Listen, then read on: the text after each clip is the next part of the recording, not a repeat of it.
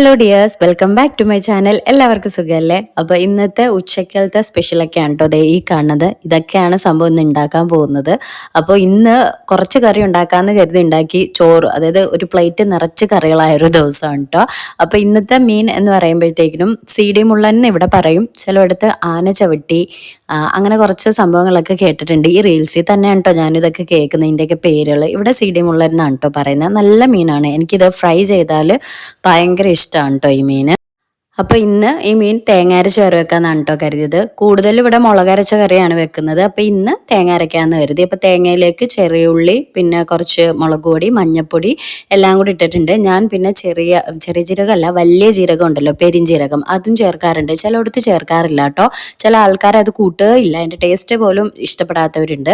പക്ഷേ നല്ല ടേസ്റ്റാണ് കേട്ടോ. എനിക്ക് ഭയങ്കര ഇഷ്ടമാണ് ഈ ഒരു അരപ്പിൻ്റെ കൂടെ ഈ വലിയ ജീരകം ചേർത്തിട്ട് അരച്ച് കഴിഞ്ഞാൽ ഒരു പ്രത്യേക ടേസ്റ്റ്. അത് ഉണ്ടാക്കി നോക്കുന്നവർക്ക് അതിൻ്റെ ആ ഒരു ടേസ്റ്റ് അറിയായിരിക്കും കേട്ടോ.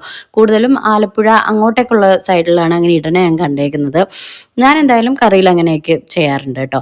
പിന്നെ തക്കാളി, പച്ചമുളക്, പിന്നെ നല്ല കുറേ കറിവേപ്പില. എനിക്ക് കറിക്ക് കറിവേപ്പില കൂടുതൽ വേണം. അതിൻ്റെ കറികൾ കാണുമ്പോൾ മിക്കവർക്കും മനസ്സിലാവും. അപ്പോൾ അതൊക്കെ ചേർത്ത് ഉപ്പൊക്കെ ഇട്ട് നമ്മളൊന്ന് തിളയ്ക്കാൻ വേണ്ടി വെച്ചിട്ടുണ്ടായിരുന്നു. ഇന്ന് കടച്ചക്ക ഇട്ടിട്ടുണ്ട്. ഇനി ഇതിനും അവിടെ എന്താണ് പറയുന്നതെന്ന് എനിക്കറിയില്ല. ഞങ്ങളിവിടെ കടച്ചക്ക എന്നാണ് പറയുന്നത്. അപ്പോൾ ഇപ്പം അതിൻ്റെ സീസൺ ആണെന്ന് തോന്നുന്നുണ്ട്. ഇപ്പോൾ കുറേ കാലമായിട്ട് ഇത് കിട്ടിയിട്ടില്ല, ഇപ്പോഴാണ് ഇത് കിട്ടുന്നത്. കുറച്ച് നാളായി കഴിച്ചിട്ട് സംഭവം. അപ്പോൾ അതിൻ്റെ തൊലിയൊക്കെ കളഞ്ഞു വെച്ചു.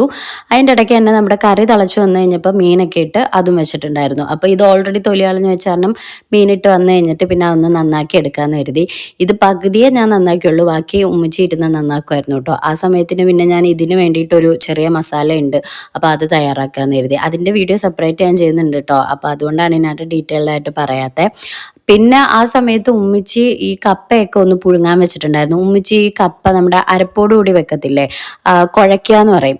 അപ്പോൾ അങ്ങനെയാണ് കേട്ടോ ചെയ്യുന്നത്. പിന്നെ ചിലവർ ഇതിൻ്റെ ആ ഒരു അരപ്പ് നല്ല വെള്ളത്തിൻ്റെ ആ ഒരു കൺസിസ്റ്റൻസിയിൽ അരച്ചെടുക്കാറുണ്ട്. ഉമ്മിച്ച് വെച്ച് ചമ്മന്തി പരുവാക്കിയാണ് കേട്ടോ എടുക്കുന്നത്. എന്നിട്ട് ഇതിനകത്തേക്ക് ഇട്ടിട്ട് കുറച്ച് വെള്ളവും കൂടെ ആഡ് ചെയ്തിട്ട് നല്ലോണം കുഴച്ചെടുക്കുകയാണ് ചെയ്യുന്നത്. ഉമ്മിച്ച് അങ്ങനെയാണ് ചെയ്യുന്നത്. പക്ഷെ ചിലയിടത്ത് ഞാൻ ഈ ഒരു അരപ്പ് വെള്ളവും കൂടെ ചേർത്ത് അരച്ച് നല്ല വെള്ളത്തിൻ്റെ ആ ഒരു കൺസിസ്റ്റൻസിയിൽ ഒഴിക്കുന്നത് കണ്ടിട്ടുണ്ട്. ഇവിടെ അങ്ങനെയല്ല കേട്ടോ. പക്ഷെ എന്നിരുന്നാലും നല്ല ടേസ്റ്റാണ് കേട്ടോ. ആ ഒരു ചമ്മന്തിക്ക് അത് ചുമ്മാ എടുത്ത് തിന്നാലും നല്ല ടേസ്റ്റാണ്.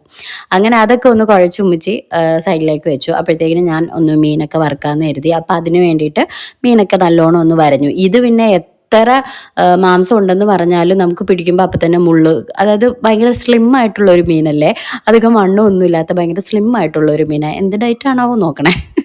അപ്പോൾ അതെന്തായാലും വറുക്കാമെന്ന് കരുതി. അപ്പോൾ മുളക് പൊടി, മഞ്ഞൾപ്പൊടി, മല്ലിപ്പൊടി ഇല്ല കേട്ടോ, കുരുമുളക് പൊടി. ഇവിടെ കുരുമുളക് പൊടി കൂടുതൽ വേണം, വാപ്പാക്ക് കുറച്ച് കൂടുതൽ എരിവ് വേണം. അപ്പോൾ കുറച്ച് കൂടുതൽ കുരുമുളക് പൊടി എപ്പോഴും ചേർക്കും. അപ്പോൾ അതൊക്കെ ചേർത്തിട്ട് ഒന്ന് മാരിനേറ്റ് ചെയ്ത് വെച്ചു. ചില സമയത്ത് നമ്മുടെ മറ്റേ ഇതുണ്ടല്ലോ, വെളുത്തുള്ളി, ഇഞ്ചിയില്ല വെളുത്തുള്ളി കൂടുതൽ ചേർക്കാറുണ്ട്. പക്ഷെ ഇന്ന് ഞാൻ ചേർത്തില്ല. എനിക്ക് എന്താണെന്നറിയില്ല, ചില സമയത്ത് എനിക്ക് അതിൻ്റെ ടേസ്റ്റ് പിടിക്കത്തില്ല. എനിക്കറിയില്ല, ചില കറികളിലും എനിക്ക് അതിൻ്റെ ടേസ്റ്റ് പിടിക്കത്തില്ല വെളുത്തുള്ളിയുടെ. പക്ഷെ അല്ലാതെ വെളുത്തുള്ളി അച്ചാറൊക്കെ ഇട്ടാൽ കുഴപ്പമൊന്നുമില്ല. അങ്ങനെ നമ്മുടെ മീൻ ഒന്ന് വറുക്കാനൊക്കെ ഇട്ട് കഴിഞ്ഞപ്പോഴത്തേക്കിനും കറി ഏകദേശം ഒന്ന് തിളച്ച് ഒന്ന് കുറുകാനായിട്ടില്ല, കുറച്ചായുന്നുണ്ട്. അപ്പോൾ ഞാൻ ടേസ്റ്റ് നോക്കിയപ്പോൾ പുളി ഉണ്ടായിരുന്നു. അതുകൊണ്ട് ഞാൻ ഓൾറെഡി 2 പുളി അതിനകത്ത് ഇട്ടിട്ടുണ്ടായിരുന്നു. അതിനകത്തൊരു പുളി ഞാൻ എടുത്ത് മാറ്റി. ഇനിയും കുറച്ചും കൂടെ കഴിഞ്ഞാൽ അതിനകത്ത് പുളി ഇറങ്ങിക്കഴിഞ്ഞാൽ കറിക്കൊരു പുളിരസമായി പോകും. അപ്പോൾ അത് തന്നെ ആ പുളി ഞാൻ എടുത്ത് മാറ്റി. ആ സമയത്തിന് കടച്ചക്ക ആ ഒരു മസാലയൊക്കെ ചേർത്ത് നമ്മൾ ഇടിച്ച് വെക്കുന്ന ഒരു ടൈപ്പ് മെഴുക്കുവരട്ടി ഉണ്ടല്ലോ, അതാണ് കേട്ടോ വെച്ചത്. അപ്പോൾ അത് വെച്ചിട്ടുണ്ടായിരുന്നു. അത് വെച്ച് കുറച്ച് വേവിക്കാനൊക്കെ വെച്ച് അത് റെഡിയാക്കി കഴിഞ്ഞപ്പോഴത്തേനും മീൻ ഏകദേശം സിമ്മിലിട്ടാണ് കേട്ടോ വറുത്തെടുത്തത്.